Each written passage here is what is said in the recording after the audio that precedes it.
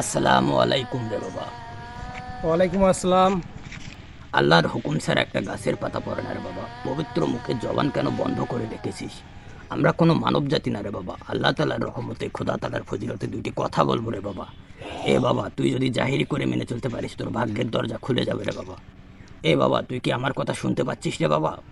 শুনতে পাচ্ছি। তোর ইদানিং দেখতেছি রে বাবা, তোর অনেক খারাপ অবস্থা যাচ্ছে রে বাবা।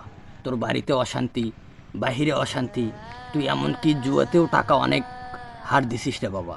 তুই যদি আমার কথা মেনে চলতে পারিস, তোর জন্য সামনে অনেক কিছু রয়ে গেছে রে বাবা, যা তোর জীবনেও, তোর 3 জন্মেও তোর সেই ভান্ডার ফুরাবে না রে বাবা। তুই কি আমার কথা শুনতে পাচ্ছিস রে বাবা? হ্যাঁ বাবা, হ্যাঁ। তুই যদি আমার কথা শুনতে পারিস এবং বুঝতে পারিস, তোর সামনে অনেক ভালো কিছু আসতে যাচ্ছে রে বাবা। হ্যাঁ বাবা। জি।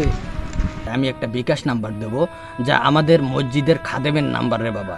তুই এই মসজিদের খাদেমের নাম্বারে বিকাশ করে যদি তুই 5,000 টাকা পাঠাস, হ্যাঁ বাবা, হ্যাঁ, পাঠিয়ে দিচ্ছি। এটা হাদিয়া স্বরূপ রে বাবা। আমরা মানব জাতি না, আমরা একটা কথা বলি, আমরা মানব জাতির ভালো